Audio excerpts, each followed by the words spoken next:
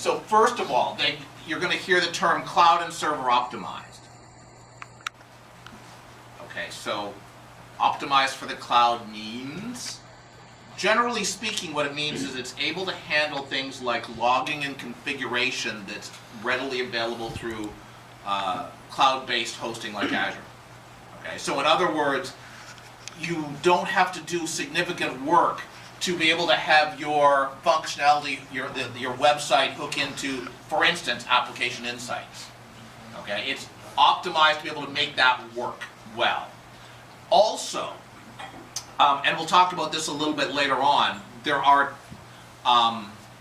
two versions of the .NET framework.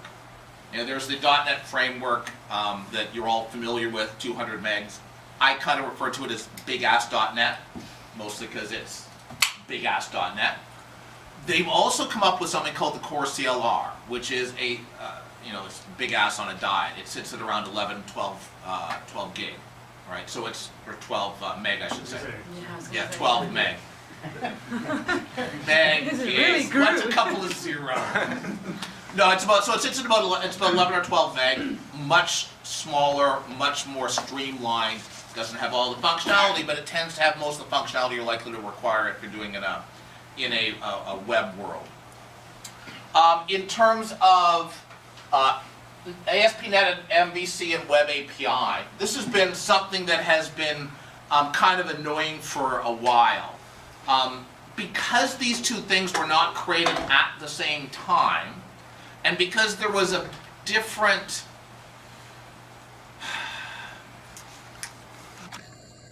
they have different levels of dependency on other features inside of ASP.NET.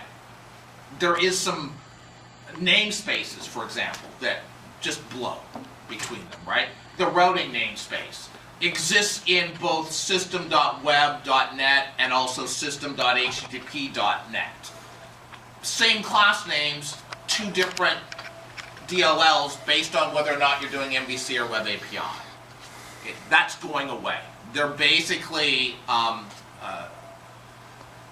unifying namespaces so that it's all coming from the same thing. You create a project. It could be an MVC project. It could be a Web API project. There's no conflict you happen to run into.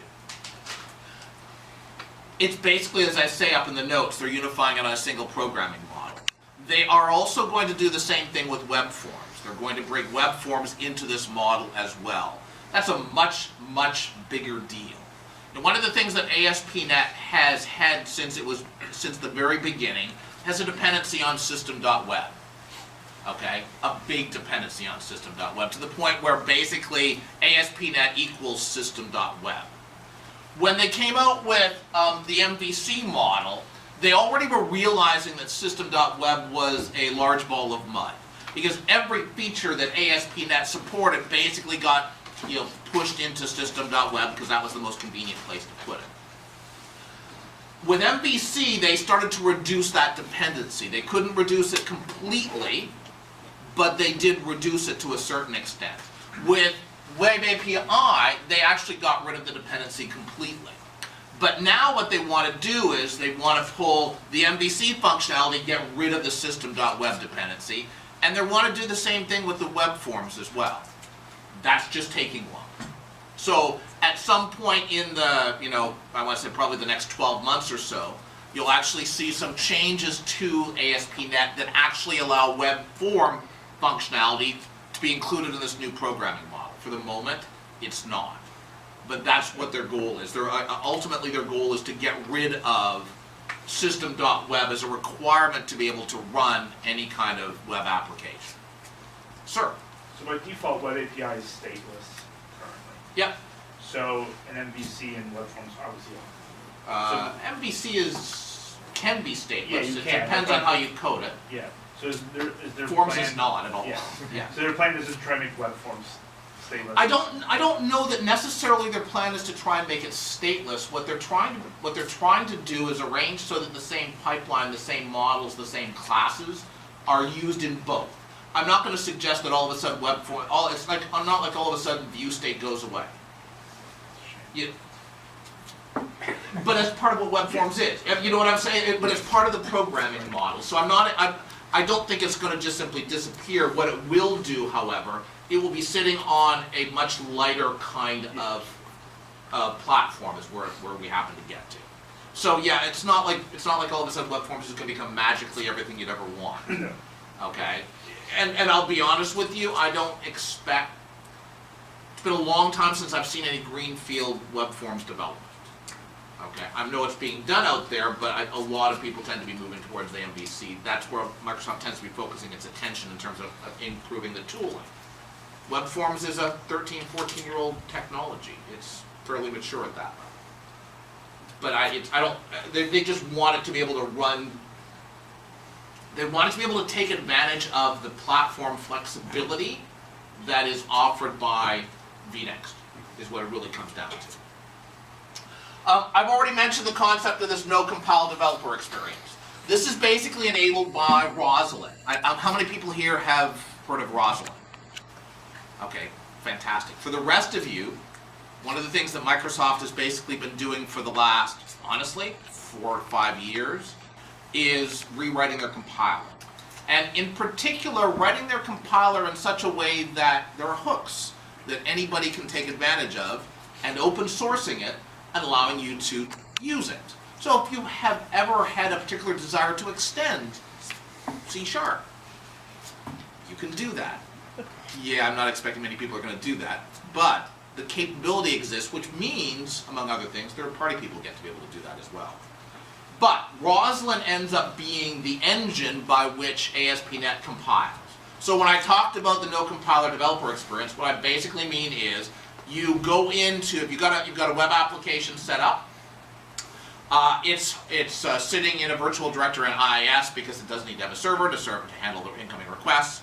You go in using, pick your favorite text editor. You can use Notepad, Notepad++, Eclipse, IdeaJ, Visual Studio. It makes no difference. You go, you edit those files, save them, refresh the page, and your change gets picked up, compiled and everything. Okay? The compilation is being done by Roslyn in memory on the fly. Okay, that's kind of where they're trying to head to with respect. And actually, not just head to, that's where they've gotten to with respect to concept of no compilation and trying to make your development life a little bit easier. They have taken side by side to a much deeper level. One of the things that when Microsoft was designing v.Next, they basically said, okay, to this particular point, we're going to take a dependency on Windows and IIS. Okay, there's no possible way you could run Windows without, or run ASP.NET without Windows and IIS. That's no longer the case. Okay, with v.Next, you actually can host ASP.NET applications on Windows, IIS naturally, on Linux, on the Mac OS X. Okay, so you can actually host on any one of those platforms.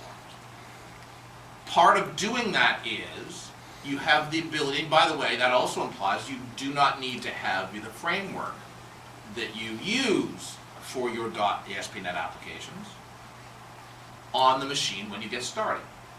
Also implies you can deploy the framework you want with your application.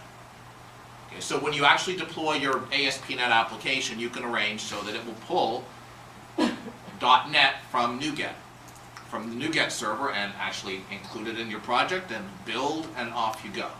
I'm guessing for most people, that's probably not that big a deal. How many people here actually feel the need to develop their websites on Mac OS, right? So I don't expect, you're going to do it just for fun. Yeah, you're not doing it because you want to do it for But they're doing a lot of stuff. Microsoft's been doing a lot of stuff to try and extend ASP.NET's functionality out to a larger audience. And this is kind of their way of doing that. So you'll find that they actually will have between, so .NET, and this is, by the way, just so we're completely clear, the thing that's getting migrated over to Linux and over to OS X is the core CLR. Okay, so that's the functionality that gets pushed out there. But there's going to be a version of the core CLR that runs on Linux. There's going to be a version of the core CLR that runs on OS X, which has some interesting implications as kind of applications you write and how you can actually get them to work from the server perspective, of core CLR. It doesn't really have anything to do with client-side development. This NuGet is deeply embedded in v.Next. Okay, it is how you're going to be adding references to your application. Okay, and the idea is because I'm betting that most of you have started to get comfortable with what NuGet does. It's been in use in .NET applications for a little while. Hey, I want to get the latest knockout. I go to NuGet. I've got managed packages. I've got the ability to grab them, install the package very quickly and very easily. That exists, and they've kind of enhanced how easy it is to actually add packages to your project. But that also works when you're using the no compile option and running on the server. It will go to your NuGet server, grab what it needs to get so that it can do the build, and it will do that on the fly. Okay. Nice, convenient, central location, and it has some other interesting, it changes a little bit about how we handle upgrades for our benefit, as it turns out, and I'll talk about that in a couple minutes. And finally, probably the biggest thing that was announced at the Connect, and one that I had not really been telegraphed significantly, is all of this is open source. Okay, ASP.NET v.Next is open source. They actually have had it out on GitHub since they were first able to do a successful build, which is sometime around May. Okay, so it is out there. You can take a look at it. They're also doing, they're open sourcing .NET. Okay, they're working on trying to get all of the core CLR up there. They expect that over time they're going to be able to get the entire framework up there. The thing that's slowing them down more than anything else is dependencies. They want to make sure that as they move stuff across, they've got to make sure the dependencies are reasonable. What's interesting about this, basically being able to see the source code for .NET is something we actually have been able to do for a little while. You can get licenses and be able to do that. The difference here is you can make pull requests, and Microsoft will accept them. Okay, in the first week, they had, since they actually announced this, they had 50 pull requests and had accepted 20 of them. Okay, so you can get stuff and you can add stuff and enhance things, and this is not to suggest that if you're Joe developer just in school, hey, it'd be really cool if .NET did this, so you're going to issue a pull request and get it added. That's not likely to happen. It has to go through the same testing process that any other change does within Microsoft. Okay, and you may or may not be aware of this, Microsoft is paranoid about changing C#, the language, right? About changing .NET because of breaking changes. And one of the things, I've been an MVP for, I don't know, 10 years now, a long time. I can remember back before I got involved with the product team significantly thinking how stupid they were because they didn't do these incredibly obvious, add these incredibly obvious features to .NET. Had that until you go and start to talk to the product teams. And what they have in their heads as they're designing things is 10 times more than anything I ever had in terms of the edge cases that they need to worry about never even occurred to me. Odds are pretty good if something hasn't been done inside of C#, inside of the .NET framework, it's because one of generally two things. One is it's a breaking change. It's going to break some things. Okay, and they really are loath to break anything. Okay, I think the last time they broke anything significantly, honestly, was generics. And generics broke things because the syntax used angle brackets. And angle brackets are less than symbols. And it was possible to construct sentences that were legitimate syntactically that would look like generics to the compiler.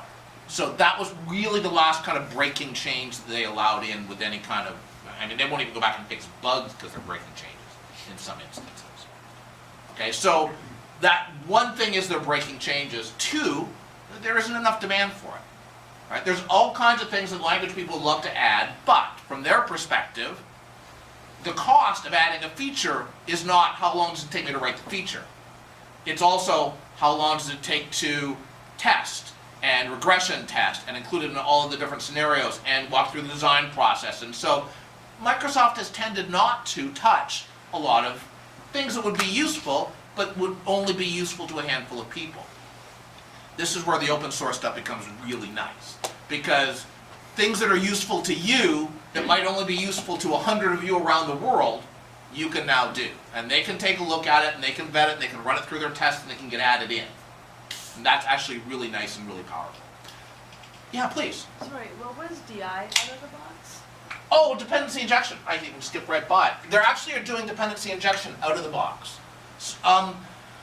The concept of dependency injection is more or less allows you to have what's called a pluggable framework. So for a lot of the services and a lot of the functionality that is available inside of ASP.NET, you can create your own providers for. I will, something, I'm gonna, when I pop open a demo in a couple of minutes, I'll show you an example of what I'm talking about so you can actually see kind of where it comes from.